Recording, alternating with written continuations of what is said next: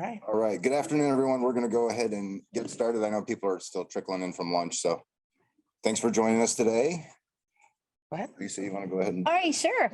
Hi, for those of you who are trickling in, if you would like to be exploring technology tools for food program sponsors, you are at the right place.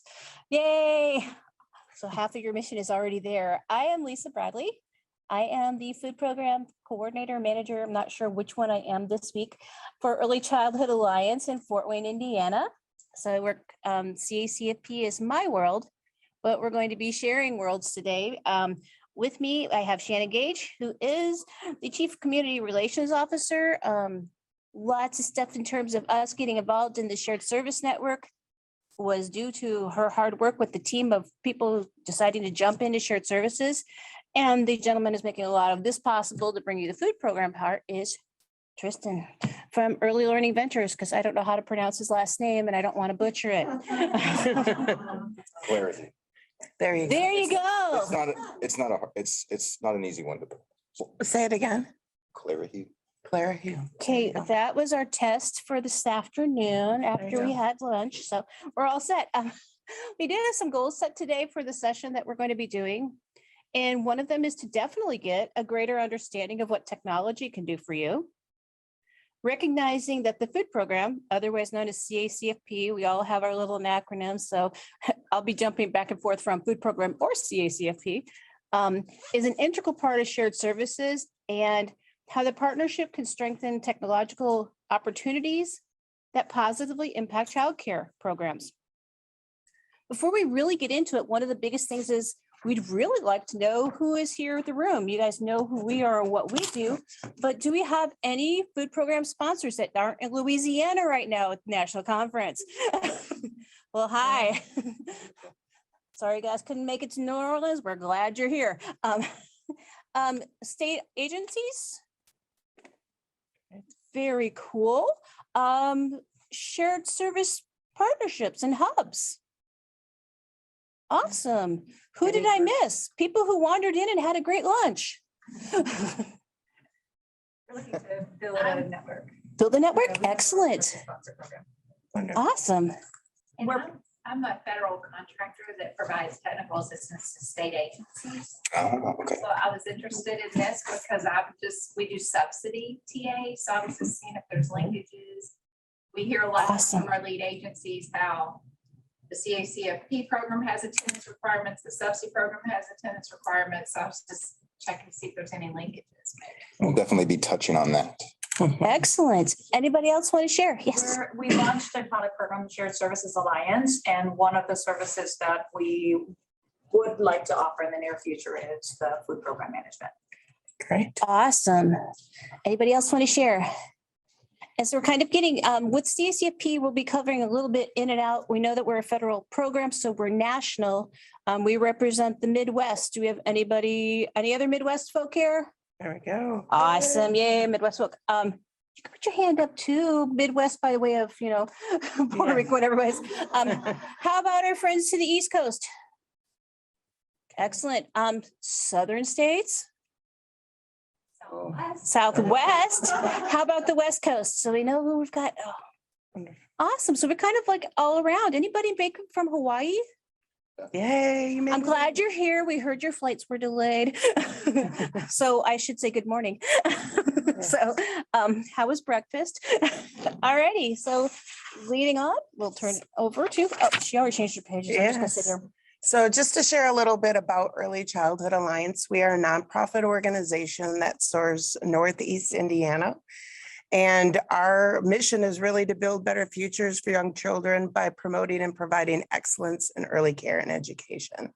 And that is really important to us, that all of the work and all of the things that you hear throughout the day is how do we make this better? And we can't forget why and who we're trying to make this better for. So it's great to be able to partner with a tech company so they could put in some of the data pieces, but we can bring in the reasons why and touch upon that with the children. And at Early Childhood Alliance, we really look at 3 different areas. How do we strengthen communities by supporting families that are also going to support children. We have 2 early learning programs ourselves in Northeast Indiana that are accredited. Our quality rating system, Pass Quality Level 4, that serves over 300 children birth to age 12.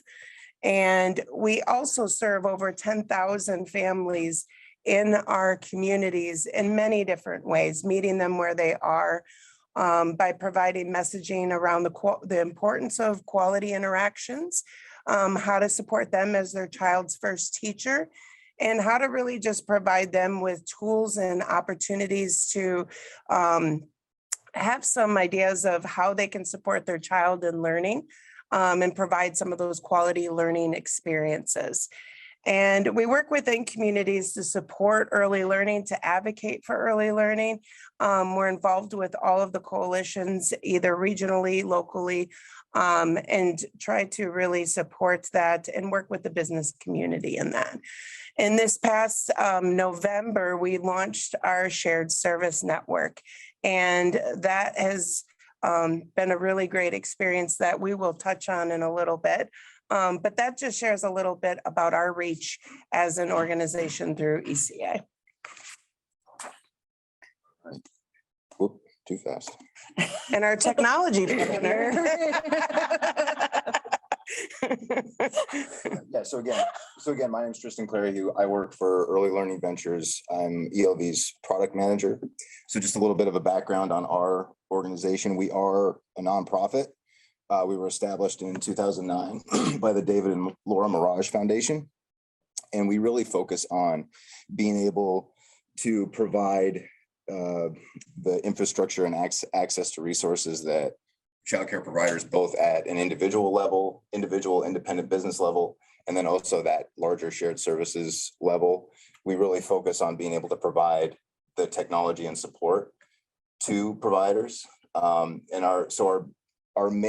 main product that we have is called Alliance Core. It's a childcare management system that we built from scratch. So it was one of those things like when we were first looking in this area of technology and childcare management system, we looked at available shelf products at the time, but all the feedback we were getting from providers that we work with was that it wasn't enough. It wasn't covering enough of the areas that were needed, things like licensing compliance, basically incorporating everything like licensing compliance, record keeping, billing, attendance tracking, all that stuff. So we essentially decided to just build a system on our own. So Alliance Core is our own proprietary technology system that we have.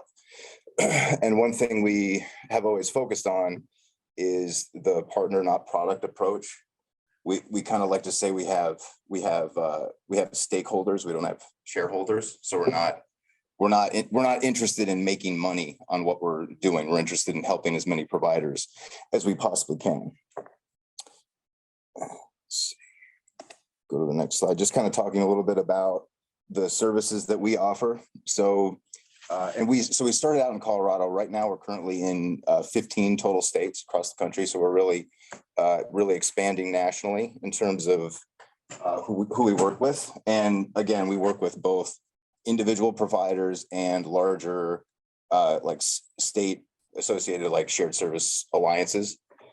And a lot of our national expansion of late has been working with larger organizations like Early Childhood Alliance in Indiana, and lots of other states as well. And I know we have representation from other states in here too, so that's great to see. In terms of what we provide, so we have the technology. So we really like to focus on streamlining the back office processes for childcare providers. We know the vast majority of people that are in the childcare industry, they got into it to work with kids. They didn't get into it to necessarily handle all the day-to-day business and operational things that need to be covered, but those obviously are part of a business. So you have to be able to run those effectively as well. So we really focus on streamlining those back office processes. So things like enrollment, billing, record keeping, and any kind of licensing compliance information that needs to be tracked in the system. This is a typo. We're now at 450 plus providers nationwide. And then in terms of what we offer on top of our technology platform, Alliance Corp, we also offer additional shared resources through the CCA for Social Good platform. And that one, I think a lot of people are probably familiar with that one. That's really just a website where providers have access to a lot of different resources that are going to help them save money, find the right materials they need to use, documentation, that sort of thing. And then we also have an even higher tier that we offer. So in terms of like quality, we Early Learning Ventures we are actually a EHS, an Early Head Start grantee. So we have a group of providers. Currently we're at about 40 providers that are just in Colorado, encompassing 6 counties. And it's a total of 350 EHS slots that we offer to providers within those counties that we've identified as high need, needing that level of resources available to them within their counties. All right, if we look kind of also at and we will get into the CACFP focus of our system in a little bit here. So if we look at just our system in general, what we really like to focus on is the client support structure that we're able to offer to providers. Having technology is great, but if the people using that technology are struggling, then it's just a classic example. The technology is only as good as the actual user that is using the technology. So we really provide that level of customized support and services that are needed at the individual childcare level. So we basically, every provider that we work with, we treat everybody differently. We're not gonna try to spoon feed anybody like what they want to use our system for. We ask them what they want to use our system for, and we don't have tiered pricing in our system either. It's all you pay one low monthly fee, and you get access to the entire system. And I will say so we have both a website and a mobile side of our system that kind of encompasses everything between administration management all the way to parent engagement on the mobile side. So, and we're entirely cloud-based. So you don't have to download any software. You don't have to, pretty much anywhere you have an internet connection, you can access our system. And you can kind of see on here basically how we accomplish providing those deeper level services to our providers. Just a little quick blurb in terms of like the value that we're able to add to our partners. So it is again focusing on that one-on-one support, having access to real-time data where you can make actual decisions in real time. You don't have to wait to get any of that information back. So if you're looking at attendance information, billing information, anything really in terms of what a provider would want to track on a daily basis, that's all readily available to all of our providers instantly. And it really is all determined too based on how much data they want to put into the system. So if a provider only wants to use our system for child attendance, that's fine. But they always, whatever they decide to do, they do that knowing that they can always increase their usage of our system depending on what their needs are and how they can most greatly benefit their own needs. And then one thing, so this last little part here, where it says partnership willing to integrate with state systems. So we do have. So I work readily with our lead developer, and he is definitely a proponent of open APIs, any kind of integration between systems. So we already have some integrations with other systems. So in the state of Colorado, we're the only childcare management system that's directly integrated with the state subsidy system in Colorado. So we directly push child attendance on a nightly basis for all those providers that collect attendance in our system. And that helps them directly get reimbursed by the state based on what those authorized rates are. I have a question. Yeah. So within other platforms of subsidy, would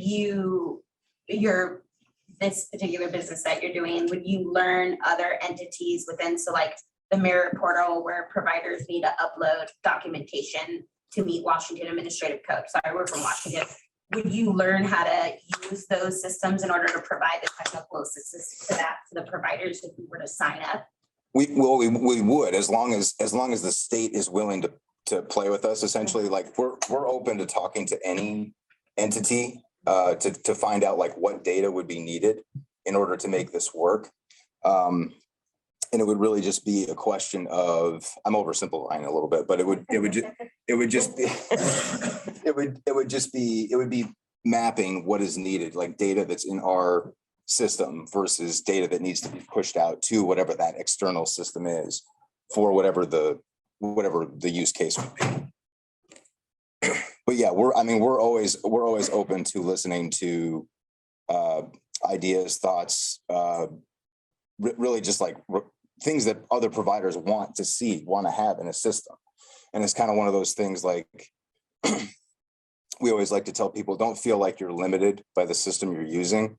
We built our system in a way that really allows it to be customizable for individual providers and those individual larger state groups that we work with. So that's always been one of our main focuses. So it's really one of those things, like if the entity is wants to work with us, and we're more than willing to work with them in terms of how we can expand on the system to best meet their needs.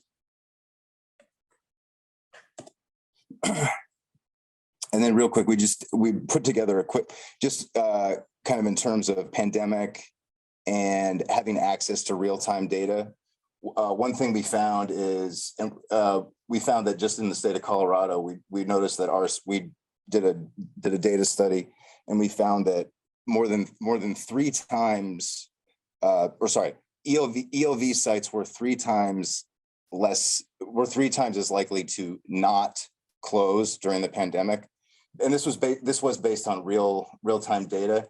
And one thing that we found out really, like with the state of Colorado, is the data that the state was collecting was all based off of survey data. Like they didn't have access to like real-time attendance data like our providers did within our system, or any of the larger network groups that we work with in Colorado.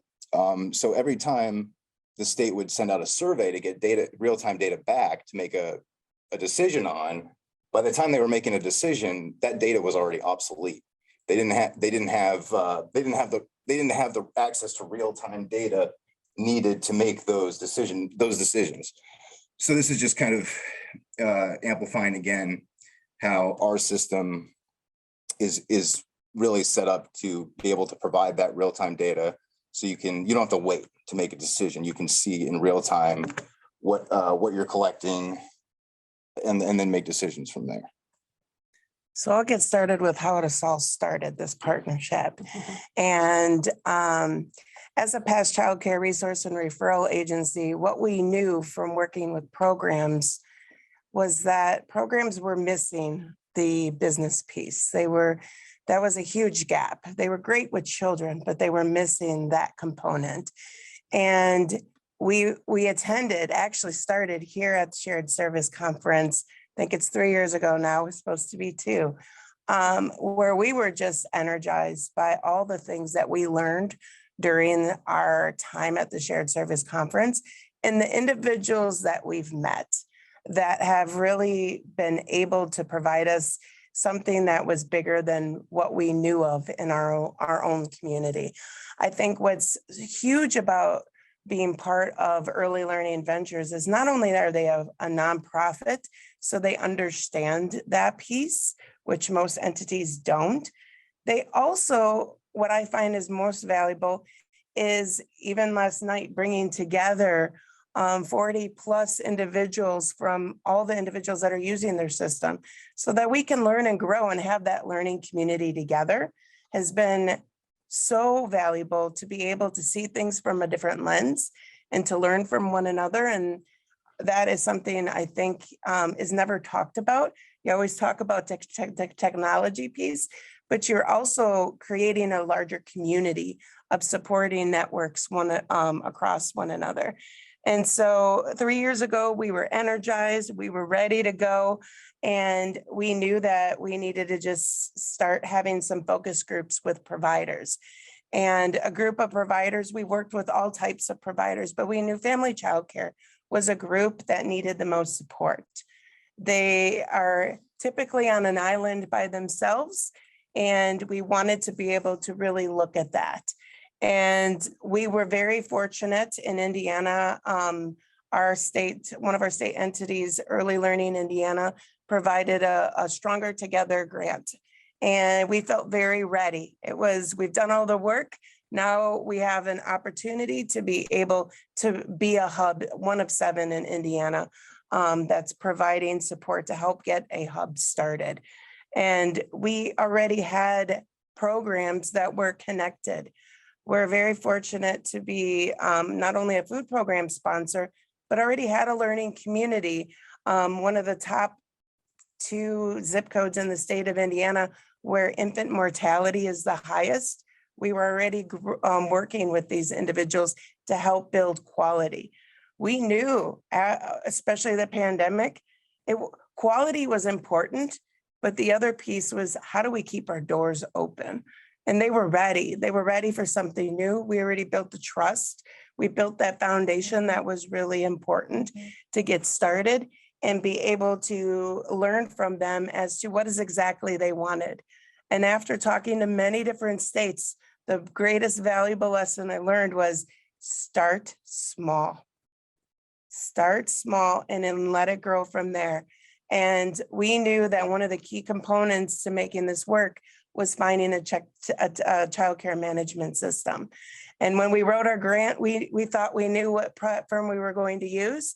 And not only did we have the opportunity to get the grant to get it started, but with this grant, it provided us technical assistance with Opportunities Exchange, which I have said in many situations has been, you can't put a price tag on that. They have so much knowledge. You've seen Sharon and Louise and everyone, Amy, talk today, and you will throughout the conference. They are a wealth of information to be able to connect you to and to share and help challenge us. And we thought we knew what we were going to do. And then after talking with them, we were like, maybe we really don't know. We need to take a step back and learn a little bit more and listen. And we were down to 2 childcare management systems that we felt either one would do great. And we asked the providers and they did a demo of each system and the providers were split as well. And so we're like, okay, what are we going to do? So then we started asking states, what systems are they using and why? And one of the things that resounding from all the different states that we connected to was Early Learning Ventures was already where it needed to be versus some of the other platforms that were in development. And so for us, that was really important because we knew that we wanted to make sure that we were meeting the needs of our family childcare providers, but knowing that we wanted to grow that. We already have centers of our own and have experience working with ministries in school systems. So we knew that that was something that we wanted to look at, that we just didn't want the family childcare. We wanted to be able to grow. And Early Learning Ventures was an opportunity to be able to look at that growth and have a system that could meet all of the needs that we were looking for and be open to what else we didn't know. And so not only was this group connected to our learning communities that we were providing, it was also a part of our food program.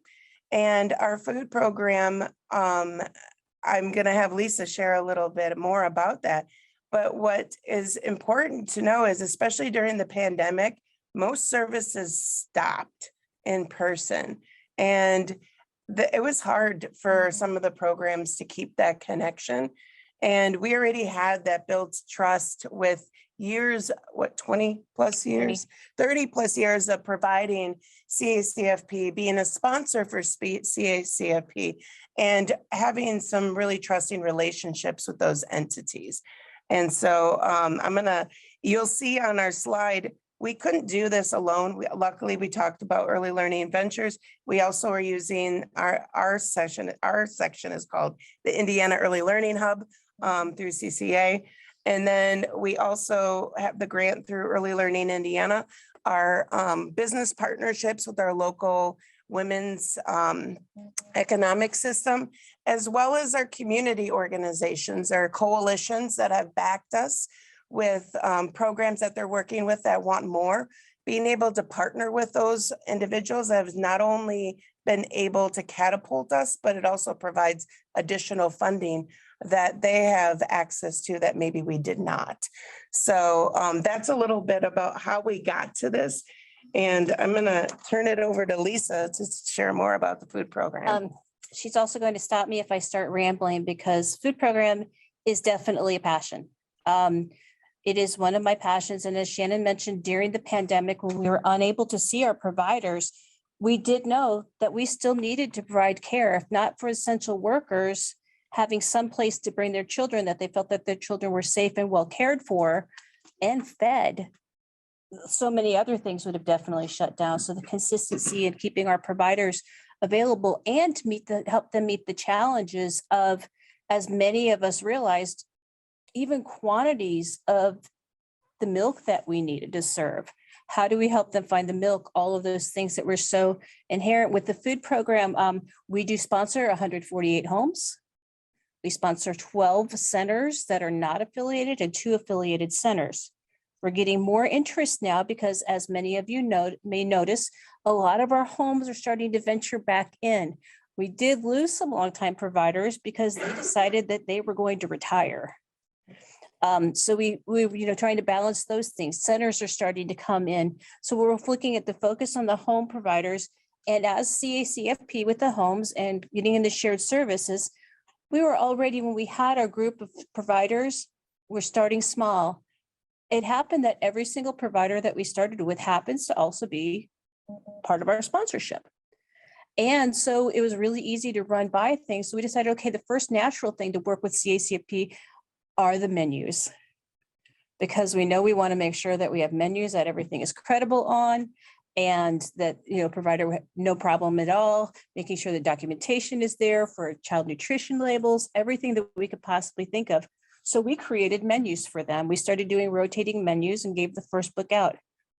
We use a software company already, because anybody with experience in CACFP back before a software company, pencils, papers, nightmare, all of those things that we can do. But our software company does CACFP. It's a sponsorship software for CACFP.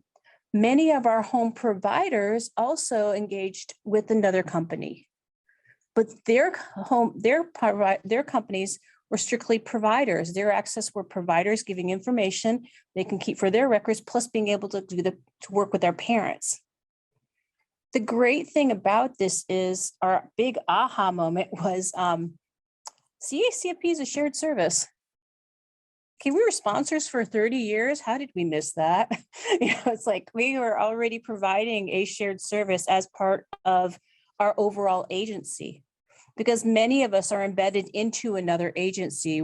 There are some sponsors in Indiana that are just a particular sponsorship. The majority of us are nonprofit, but almost the rest of us are embedded into another agency. So we've been providing shared services for decades. So many of us have. So we were already a natural fit for that part. Looking at bringing on the software, well, how can we combine the software system that we're asking our providers to learn a new one for everything else they're doing, was where I came in to get to meet Tristan, because now we're looking at building out the software for ELV for CACFP. Now, the great thing is, when we talked about how some providers have the software that just talks providers to parents, we have the software that talks, for us to the providers, to the Department of Education that we respond to. This one's going to be able to do both things. They've already got the providers being able to communicate with the parents built into the ELB system. They're going to be adding into that CACFP, which they're also going to design as a standalone. Because for many of us that we're starting out as, shared service sponsors, we also know from a CACFP budget standpoint, our budgets, home providers don't pay for CACFP. So still making sure that we can budget CACFP for our home providers. So he's building that aspect out. We could conceivably move our entire sponsorship, and anybody who's not ready to join shared services, they're still on the platform, and it opens up the ability that if they're ready and when they're ready. Because one thing that we did notice with so many of our providers is you could only throw so many more things at them the last 2 years. I mean, they're trying to hard to keep their heads above water now. So the fact that they are building out this platform for us is absolutely awesome. There's so many things in the light bulb moment of, okay, we're already providing a shared service. And if we can get our shared service to do everything that we need to do from a sponsor side, with all of our paperwork, with all of our different Department of Educations, and the big thing that was really mentioned early this morning when Rhea was talking about it is the consistency that it doesn't matter what state we come from or the different territories. CACFP is a federal program. We have the same backbone. All of our meal patterns are the same. All of those things that work together are the same. For the ability for ELV to go in and put in different rates of reimbursement would be great. From when you were talking about being a contractor, all the different states contract in a different way. We do cash in lieu in Indiana. I'm sorry, we can't do commodities. I would really rather work at that sometimes, but it makes it a lot more fun. But they would probably be able to also address the fact that, different states that could handle those things would be able to do that.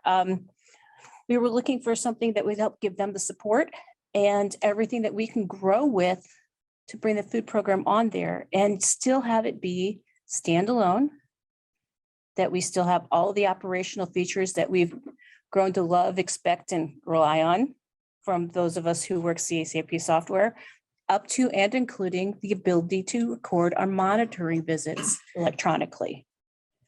If you are a CACFP sponsor and or monitor or have known and loved one of them, paper and pen for monitoring visits when you're doing so many a year were just not fun. Going to be able to also do those electronically like some of us already do. It's been a great experience into almost a what do you need?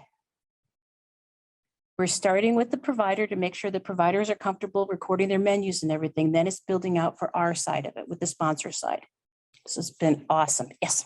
So he's building in the monitor form to match your state monitor form that you would do electronically. Yes. Even though it's their required form, you would be able to incorporate that. Yes. And in the state is, the state form, we currently, our software system we currently use, we modified our state forms to that particular system. But now it would be able to do it so it can customize to any state's monitoring form. And also give us the ability too, that we've talked about building in the ability that if something changes, because everybody knows CACFP never changes anything, like every other month, we're going to add a new thing. We just added the ounce equivalent rule for ours.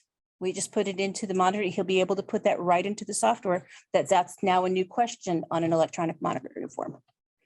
Along with the infants and make sure that we're individually feeding. So we can scan some different infants to make sure that, we're meeting their developmental requirements. All of those things are possible. So besides staffing being the most expensive cost in a childcare program, second is food. And so what we want to make sure is that we learned from our experiences now, and how do we make sure that providers aren't letting money sit on the table? How can we make sure that they're maximizing that? And how can we help them instead of inputting information in two separate systems? How can we decrease that into one? And this actually was one of the ideas of our providers saying, well, if we could do this, can we do this? And we're like, oh goodness, watch out. The cool thing that it piggybacked on too is it was already set up through the ELV where they were keeping track of receipts and all. For those of us in the CACFP, we know that we make our centers and our ministries write budgets. Our homes don't write budgets. So often what they spend for food adds up and they don't realize how much it is. They've already got a receipt tracking that actually helps put everything together so they can look at how much they're actually spending on their businesses. It's already in place. Yes. So I know for CACFP, you can do 2 meals and a snack or 2 snacks and a meal for reimbursement. Does ELV allow you to track any other additional snacks or meals for tax write-off purposes? We do. So, And it's also going to factor the highest rate of return. right.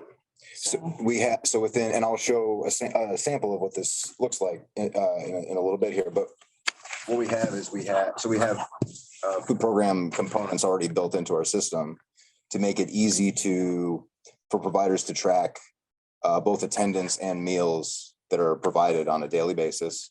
They can run reports on that. And then we have a much more comprehensive food program report that can be run on a monthly basis. And you can run the report for just CACFP eligible meals. And no matter how many meals or snacks the provider is providing on a daily basis, that report will pull from the most highly reimbursable meals and snacks first, and then it'll look at everything else. So you can run it for just CACFP eligible meals, or you can run it for everything. So you have record of everything for tax purposes. And you'll see in the report when I show you too, it doesn't just list everything, it tallies everything for you. So it'll do all of those monthly counts for you and just have them at the end of the report. So you don't have to spend hours like counting and rechecking and stuff like that. So it's a huge time saver in terms of what a provider would have to normally go through on a monthly basis. And that also translates over to what a sponsor would have. So we would be able to pull individual totals, and we'd then get a monthly total for everybody to make sure that all of our providers, the totals are all matching. Before we submit that, or, in the case, we could definitely upload a file into our Department of Education's or whoever is handling our food program, in terms of the reimbursement for that part, which is really critical for our record keeping also, because as important as it is to make sure that our providers are very well taken care of, we do take a lot of pride in making sure our records are very well taken care of as well, as different sponsorships through the country. So. And I know this was said before, but it was really important for us that anybody that's on our food program can have access to just the food program aspect of ELV, which is really great because it also is an opportunity for them to get accustomed to already putting things in the system and then being able to see, oh, there's opportunities for more for those that are ready and able to do that. So it's a system that will meet providers where they are and be able to not just help the providers, but help the hub, us as a network, be able to support them. Because one thing is to be able to enter information in to a system is great, but how many of the individuals are really taking the time to analyze what data is on the back end?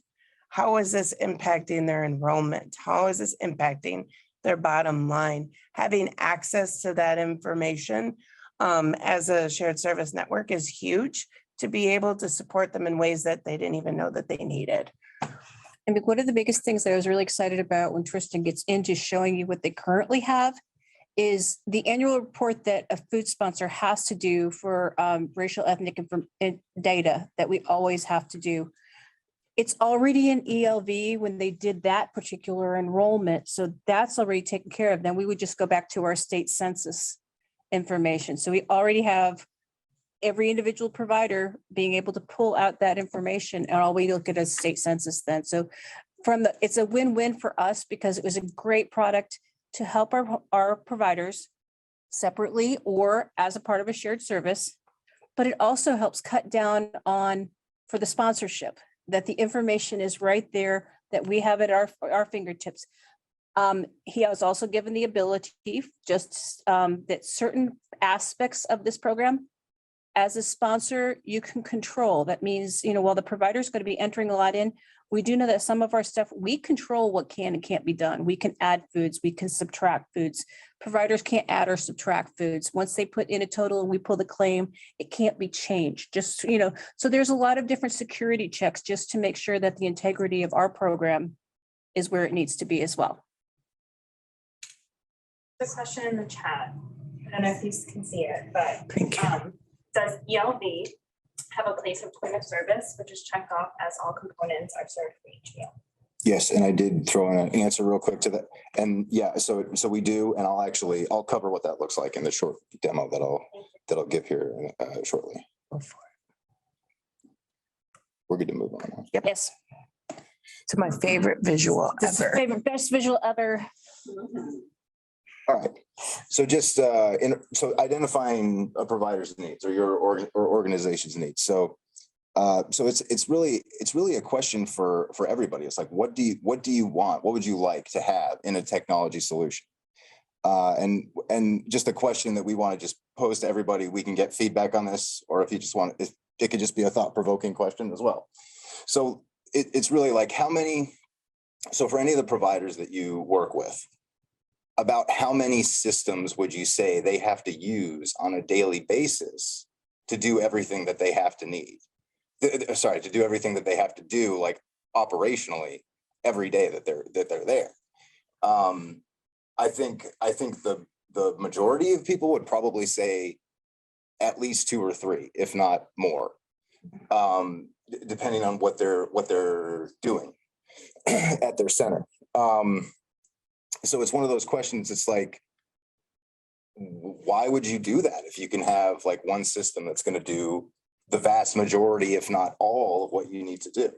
And if we look at CACFP, just focusing on CACFP for the sake of our presentation, like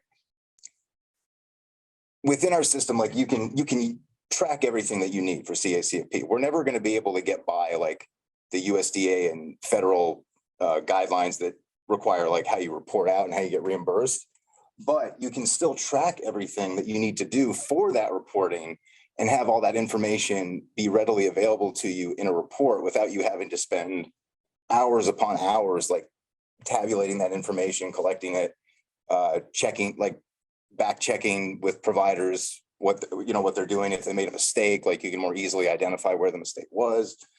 So if you have one technology system that is really covering the vast majority, if not all of your needs, you're going to simplify, that provider is going to simplify their and their staff's lives tremendously. And they'll hopefully not just they will be happier, but their employees will be happier too, because they're going to be spending a lot less time on multiple systems collecting everything that they need. So one thing, and this is just kind of everything that our system, this is just kind of a snapshot of everything that our system can collect and track for the provider. And then we just have this funny little visual, like with everything. I think the fact that our system is cloud-based, everybody likes the fact that they can access their data from anywhere that they have an internet connection.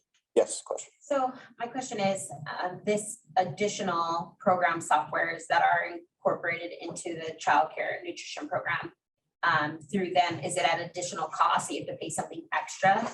Because I know mine is, so I could do the basic childcare nutrition program, and then I could sign up to do the financing part of it and all that stuff within the program, but it would cost me a monthly fee to do it. So everything that we include for our system in terms of a monthly fee, you get access to everything that our system has, both the web and mobile side. The only additional cost that would come into play for a larger entity, a larger shared services organization, would be if there are certain customizations that you want done, then we would work with you in terms of like what the development costs would look like for that. But that can be, depending on what those development customizations are, it could be a shared cost based on, is this going to benefit everybody versus just like a set group of providers, or will it benefit everybody? So that's something we can always, us as an organization, in terms of like contracts that we do with other organizations, in terms of who we would partner with, we can always discuss. So your numbers business model would be to we want it tailored to certain entities or programs that we are required to maintain or have access to on a regular basis. is your business plan where you would provide the technical support within the context of those independent programs that we'd be using?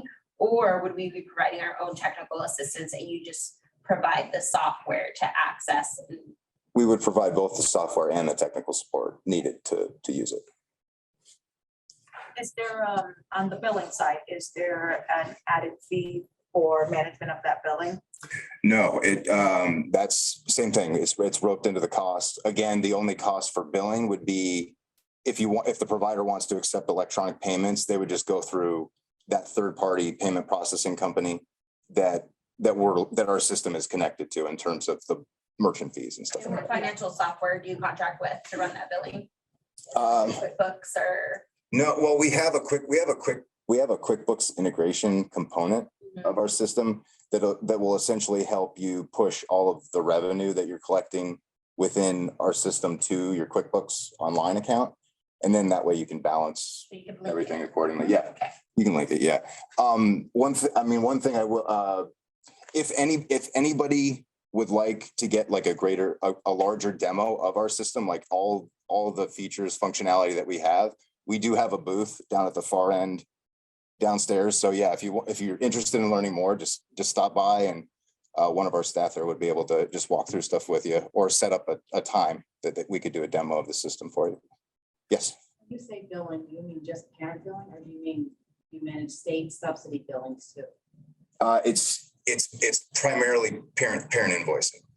We do have a subsidy component to billing that essentially just makes it easier for providers to reconcile what they're receiving from the state. I mean, ideally what we would love to have, and just kind of looking at the integration that we've done with the state of Colorado, we really wish that the state could send us back like reimbursement information, payment information that the providers are getting based off of the children that are enrolled in the state subsidy. But unfortunately, that hasn't been possible yet. Yes. So I'm trying to understand.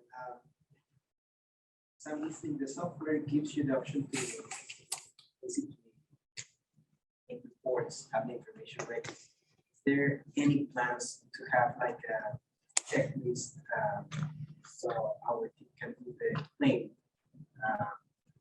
As you said, like right now we're using 2 or 3 softwares at the same time.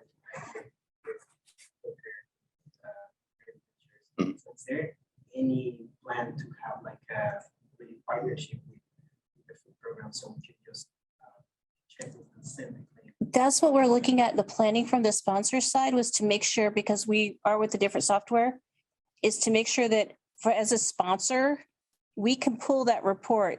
So it tabulates similar to Kid Care. At the end of the month, when we do our claim, it was essential that we had that built in from the sponsor side.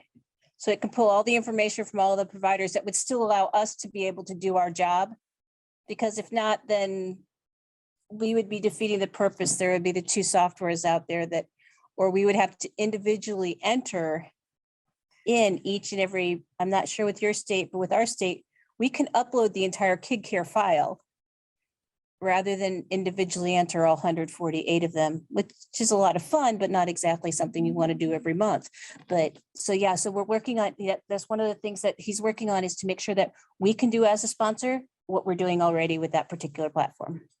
That's the innovative component that we're really looking at here. And we're basically in the middle of trying to identify it. Like right now, we're working specifically with the state of Indiana on that. But that's something like once we figure it out with Indiana, hopefully that would transition us to other states where we could make the same thing happen. And then in terms of like checklists, that would be, I would say that's like that would be like a value add that I think we would love to add to our system in terms of just having all of those, just so it's right in front of the provider. So they're not like going around being like, well, wait, what did I have to do here? What did I have to do here? So that would be a great value add, actually, if you had everything right in front of them and they could just go, pretty good, and then send it off. Yeah.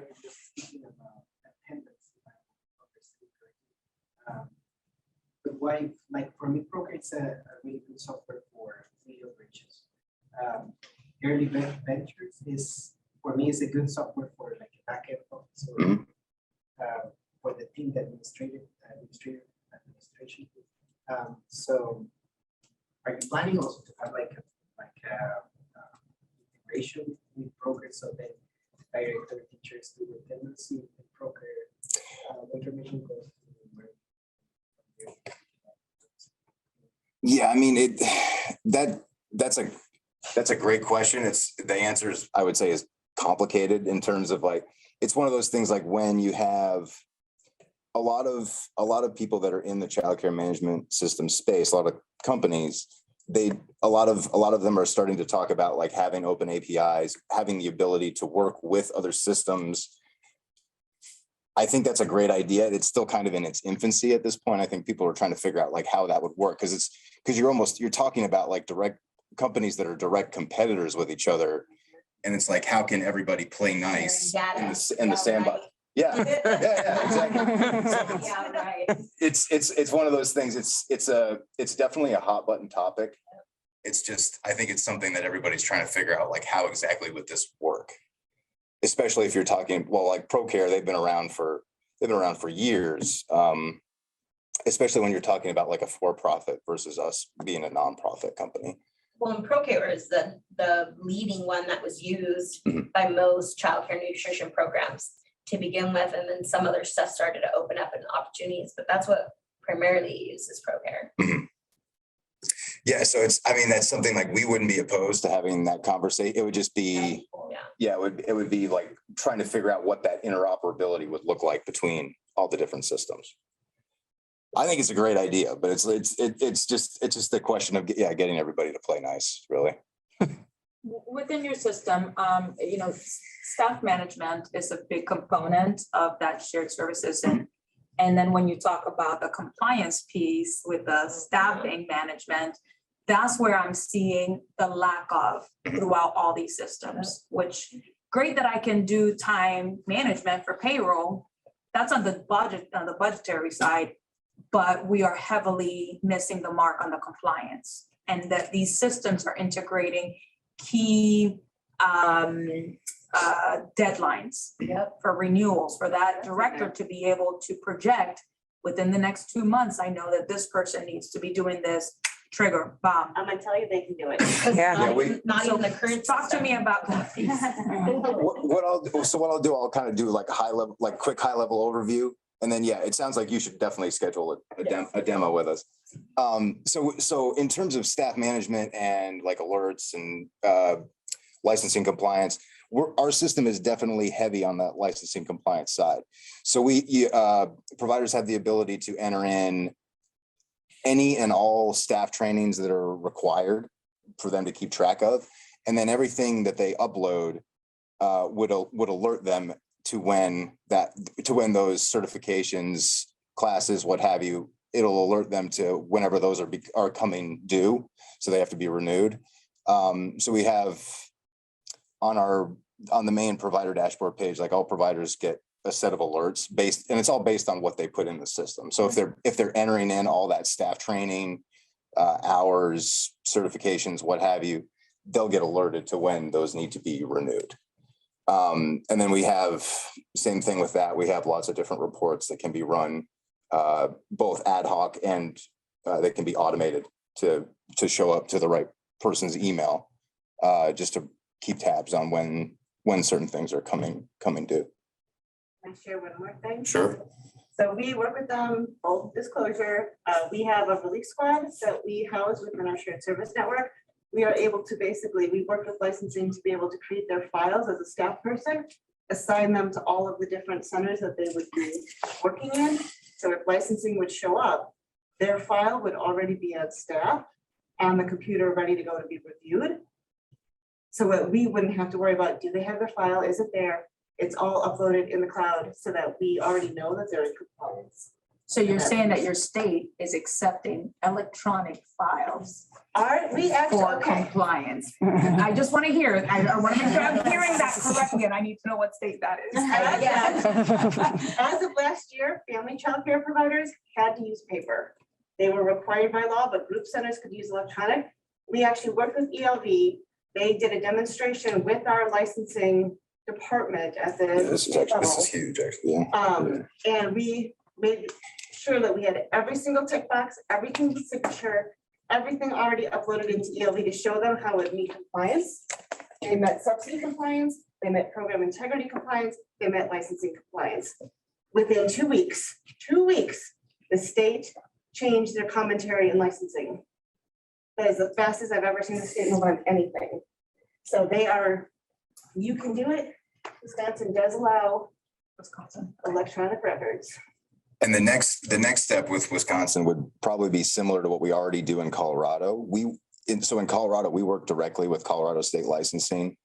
And because during the pandemic, all these licensing visits were being done remotely, if they were doing a remote visit with an ELV provider, they were able to go into our system and look at the data specifically for that provider and check everything off before they even met with them, like virtually.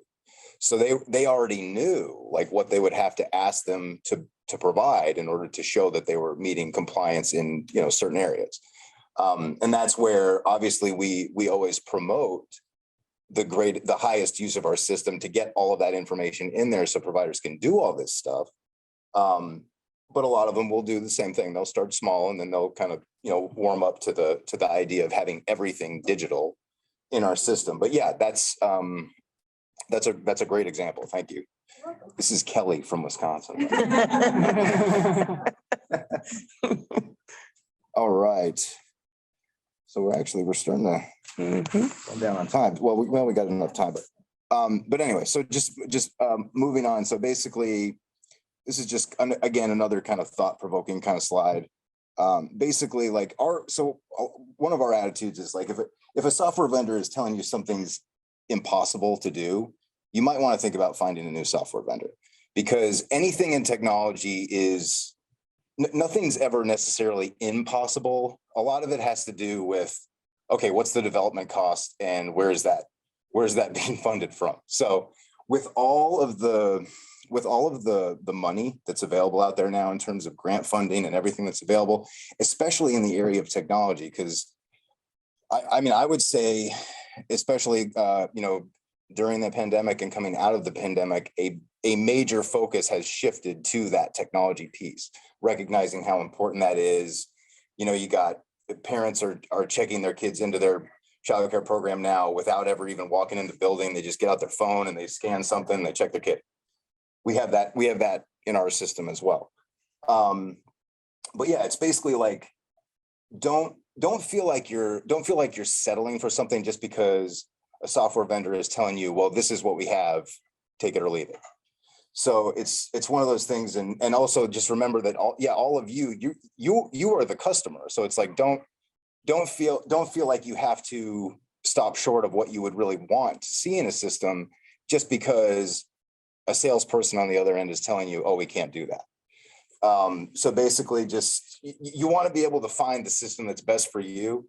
And honestly, like if we are talking to a provider and they tell us they already have a technology tool and they're happy with it, that's fine. We don't have to talk to you anymore. It's really one of those things, like we want to highlight the importance of technology in this field and how it can benefit those that are in it, help you save time, money, everything. So, well, the only thing I'll add is, as a nonprofit, the technology customization fees, it's like night and day. If you ask your vendor to make a customization, the fee is a lot more than a nonprofit. And being able to work with a group that is willing and able and open is a huge, huge benefit. Actually, was one of the tipping points for us, was that it was affordable, but they're doing a shared service network themselves. So it's not that they're just providing a product. They're a testimony to actually that it's working in Colorado because they're actually doing it in Colorado. They're not just providing the platform, they're actually doing it themselves. So those are just some of the pieces I think is always beneficial as a consumer, just to be mindful of. And that was something that was really attractive to us as somebody that was looking at the systems. we were looking at the system, the one thing that, from a CACFP side, we talked about the multiple softwares that are out there. When we can combine everything into one software, we're giving providers something that we're giving them time. Their life back. We're giving them their life. We're giving them time. And sometimes it's an hour here, it's an hour there, but it's an hour they didn't have before. And when you're a home provider, that could be the difference in, laundry. But, it could be almost anything, giving them something that is almost impossible. I just think of all the hats and all the entities that you need to provide, your ongoing education, the student portal where you download the trainings, upload the certificate, save the certificate on file. The electronic component of it would be awesome, but it depends if the state would accept that format, which thankfully her state has been, she says. So I think that's something you could do. But what I would like to see as well is an opportunity that I could just share a link to my licenser where she could just go in and go boop, boop, boop, boop, That's boop, what we're boop, going boop. for next. That would be what I would like, wishful thinking to where they could see that your, state program is up to date with all your staff implemented and has all their trainings in order. And then she could just click on a file to see proof of all that documentation before coming out and wasting another 30 minutes to an hour of my time of going through my employee files during a monitored visit. And I think that, the situation of COVID has brought that about, that Mhm. efficiency of being able to Do it remotely do and prepare for that on site. Again, it cuts more than half that time It's amazing. of being able to do a thorough compliance evaluation. And I think if we're able to, at least for my state, being able to say, this state is doing it, let's take a look at it. Versus, oh, it's a concept, we'd love to do it. And to them, it's like, well, what, show us the benefit, show it's, yeah. So I'm. Go ahead. I have to ask this question because Tristan said we have it all. Before I ask that question, I believe Colorado, the licensing workers have access to the system. So they can review all those pieces prior to going out to visits or just doing a virtual visit. Which would be cool because what I had to do for my virtual visit was send her, scan it, and email it to her. Oh, Lord. So prior to it would have been nice to be able to just, click on this type of system. And I do know from, sorry. My question though, because you said we can have it all and we talk about not having more than one system and essentially shared services to benefit the providers. And I'm listening now that you're going to be working on the CACFP sponsorship and it's going to help those of us who are sponsors.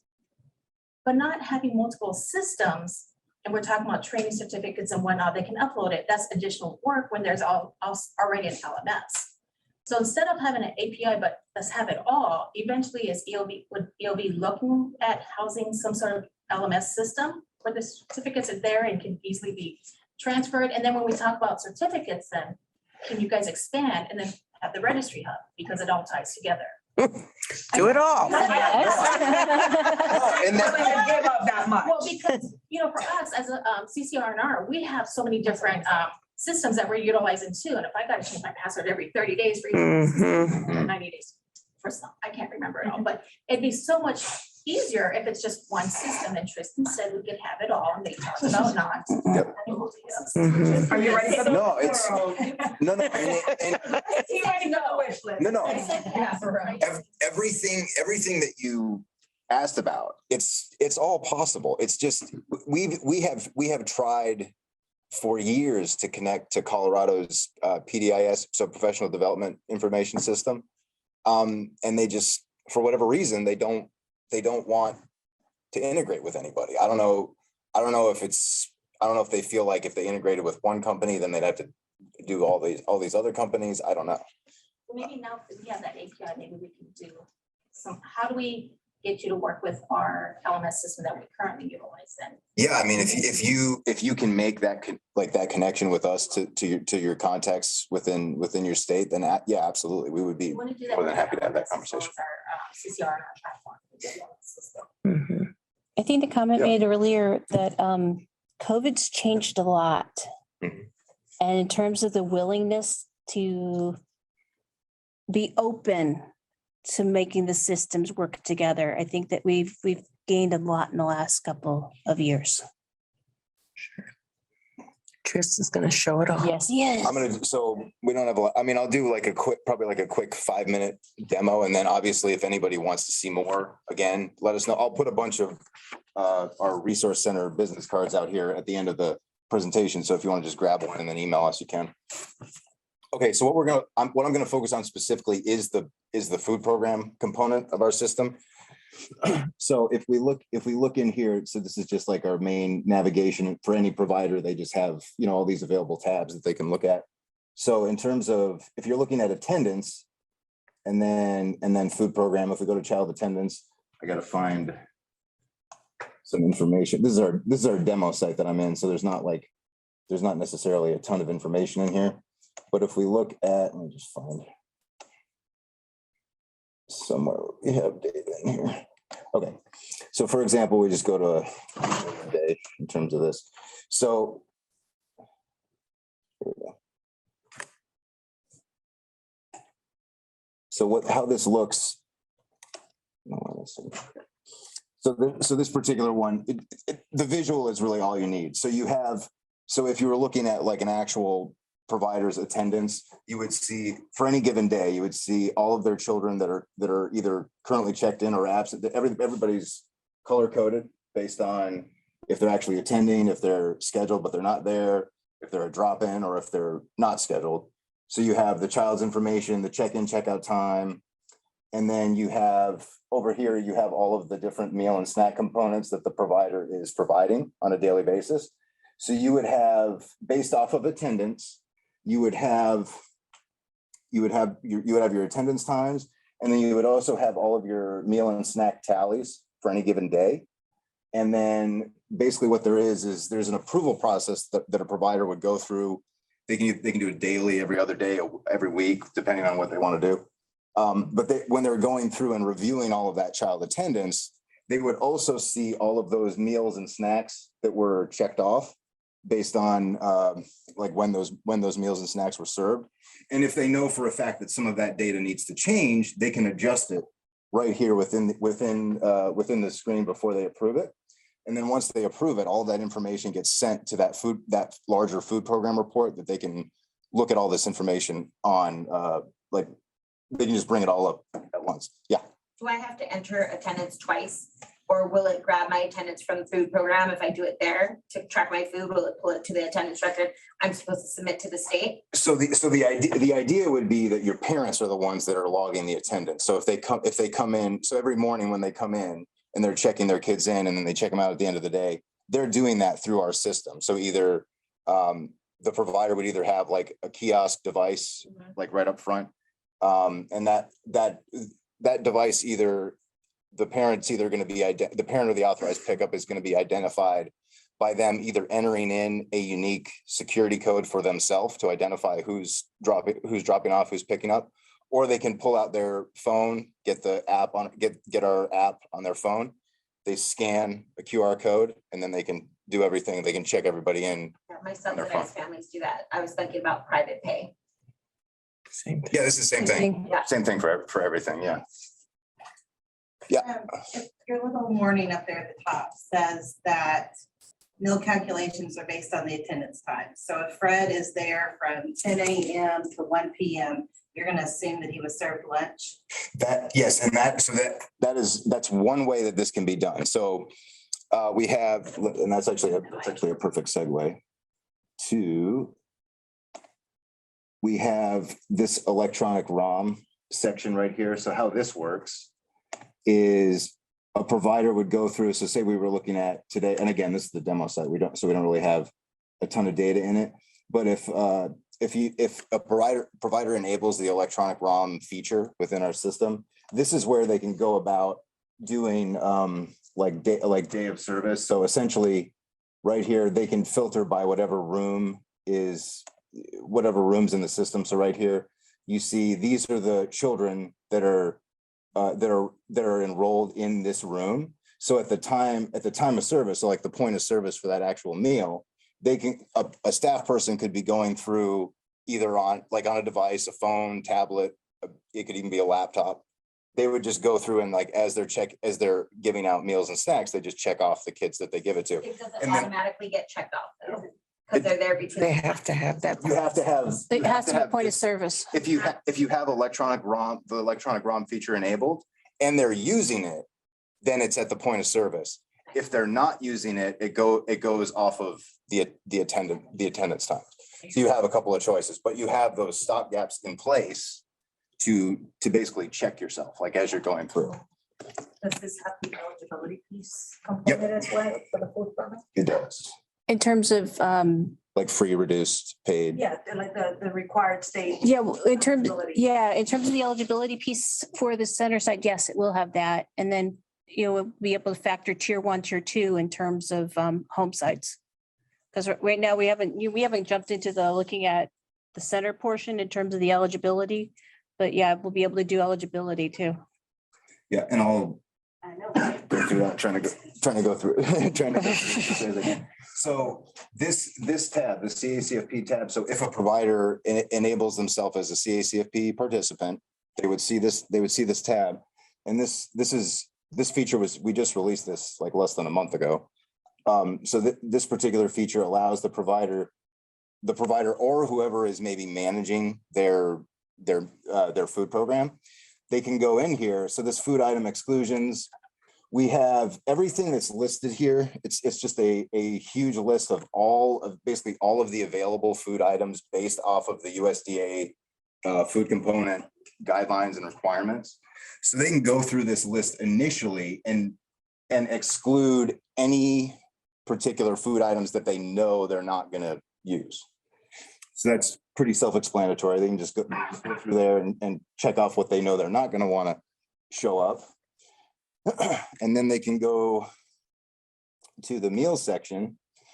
And this is where they would actually create their meals. So we have a couple, sample ones in here. This is where they would create their menus. Yep. So they can, if they were to click add at the bottom here, they can just select, okay, what kind of meal do I, and so because there's only 3 showing up here, that means that this particular provider in the system has set themselves up to serve breakfast, lunch, and PM snack.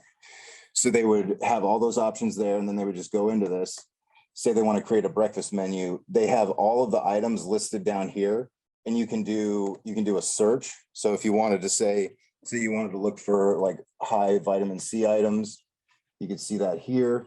And then if you wanted to pick from one of these, you could literally just click on it and it would get added. That's, again, this is the demo site. So obviously that would go into this bucket, not this one. But well, actually, I think I know what I did wrong. It's because that's the next one. So we go here. Yeah, there you go. And So- then would this give us an opportunity to create one of those files where they're like, the licensor wants to know our menus that we've had the whole month? We could just say, click here and whoop, Yep, it's here, see it. so based Boom. Right. I like the boobs. So based on what's created here, then what they would do is they would go out of here, and then basically what they would do is they would set up what their weekly menus are.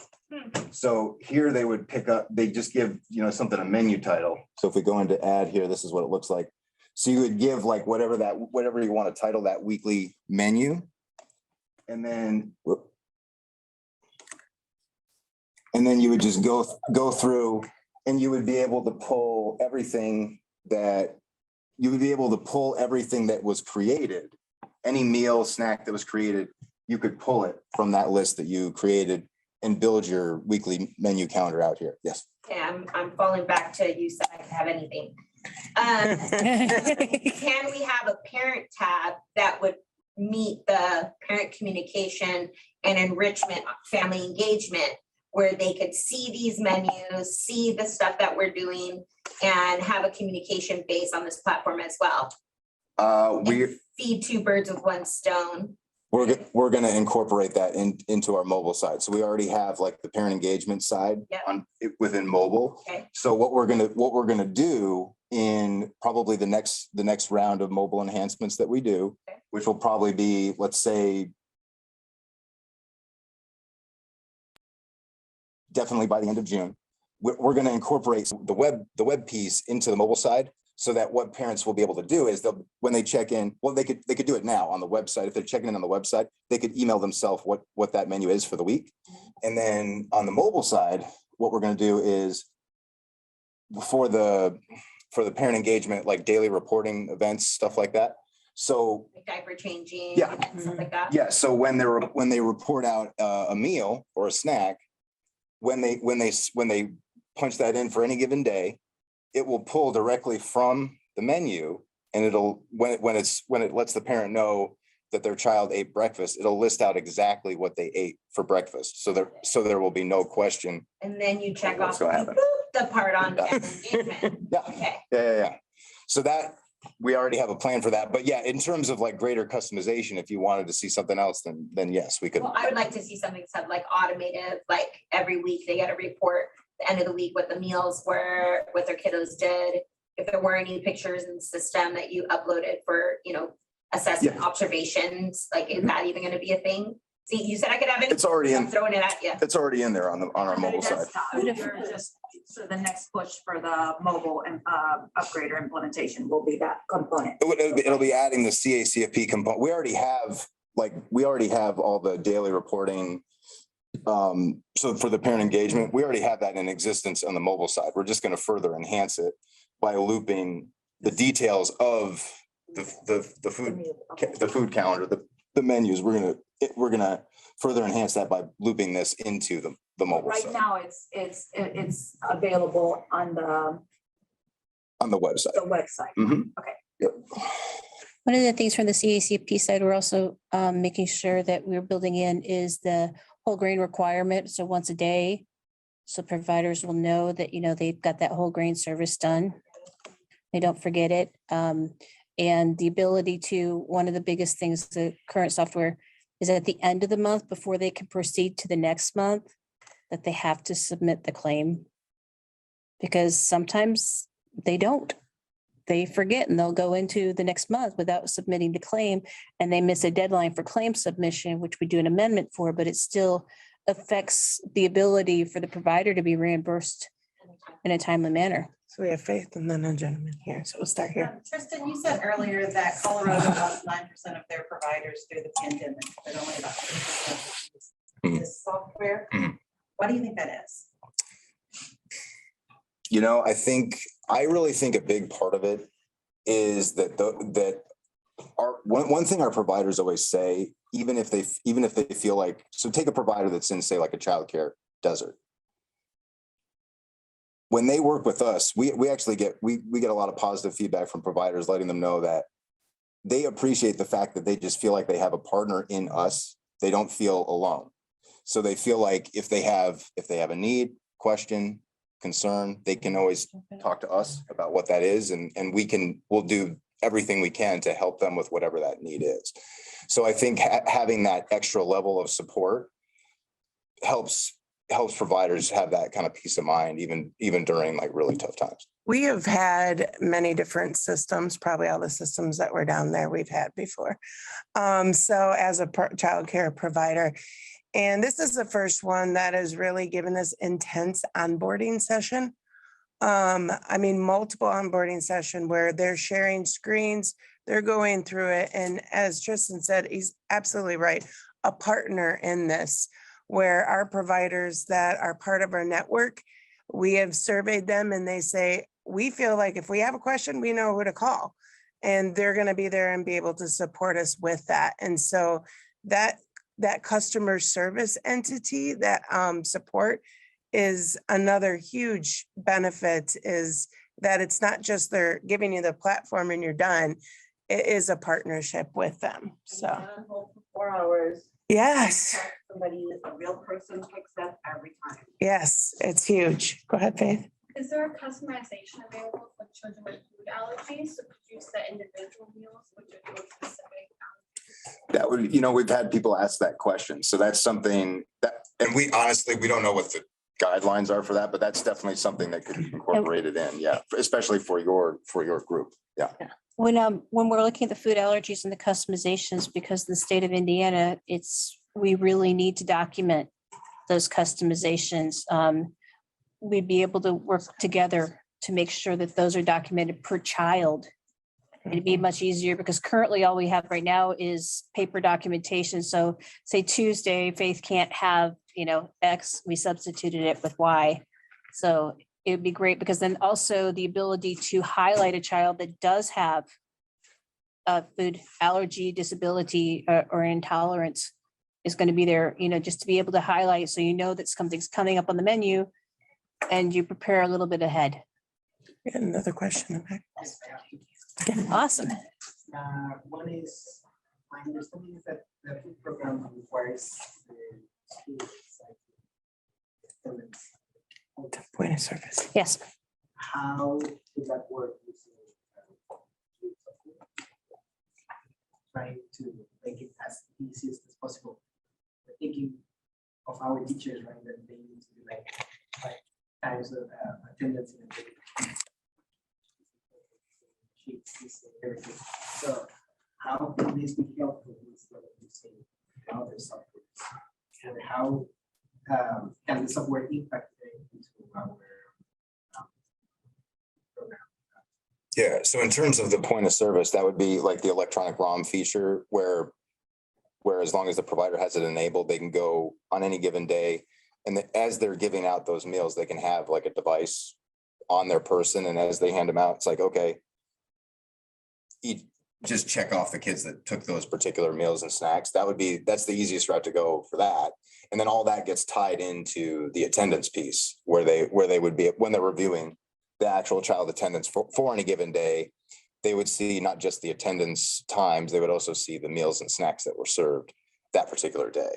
So in terms of just streamlining processes, it's one of those things. So I guess, like our system, one thing we like to do is we want to make sure we're not placing all the burden on the provider. So we like to make our system easy enough so that the parents would want to be involved. They want to have most parents nowadays want to have access to some kind of technology that's going to simplify how they just go about dropping their kid off and picking them up. And then they want to know like what's going on a daily basis, like what their kid's up to. So we've effectively incorporated all of those features to not only help streamline processes for staff at a site, but also for parents getting that added benefit that they want. Interesting. What you guys want to see is you go to visit the campus to see a person doing the attendance at the point of service. Yes. That's what we want to see. Yeah, we want to see point of service at, right when when the meals are in front of the little people. Doesn't matter if it's digital. Pardon me? Does it matter if it's digital? No, it doesn't matter if it's digital, as long as it's being recorded right at the point of service. We do have some folks that are still kind of old school and they like their paper and pen. And I would never, push that. Eventually they will have to put it into the system. But if they do digital right there at the point of service, we're totally fine with that. And the state is as well. So as long as, and that goes to, if they do digital entry, that's considered, original documentation for us. Because if they write paper, then they have to hold on to the paper for 3 years plus current. If they do digital entry, then that's original documentation. And we are out of time, Tristan. And one last question. So what is the flat monthly fee? Yeah, so it's anywhere from $25 to $100 a month, depending on enrollment size. Okay. And so all family childcare homes, they all automatically qualify for the $25 a month. And then we can work depending on enrollment, and we wouldn't necessarily just look at what their license capacity is. We would look at actual enrollment, because we know obviously license capacity doesn't always mean you're going to be full. So we can definitely work with providers on pricing. And if we're working with a larger organization that's going to bring in a large group of providers, then we would be able to offer some kind of discount for that as well. And right now we're working with Tristan to look at, from the strictly food program side of it, how much it would be if they were only using the food program portion. Because the food program portion then falls to the responsibility of the sponsor because nobody that's a home provider pays for the food program. Yeah. So then it would be a split cost, because then if they decide to take over and join the shared service network, CACFP it still has the obligation to make sure that that home provider is taken care of in terms of their, we're providing this particular part of the program for them. One thing I'll say too is we do have funding available that we pull from that allows us to, in most cases, scholarship incoming providers for, I would say, like a solid 3 months, like while they're going through that onboarding process. Because we definitely want to make sure that it's like the right program for them, and we want them to see the benefit before they're even paying for it. So, yeah. Speaking of software, is there any way to have notes, maybe still we have difficulties with the family or with student? Is there a way to have track of notes just for staff? Yeah, there's a child development notes section that staff can keep track of, and all that stuff's private. It doesn't go out to the only the stuff that they want to go out to the parent will go out to the parent. So, Yes. Well, thank you all for Thank you your so very time. much. yeah.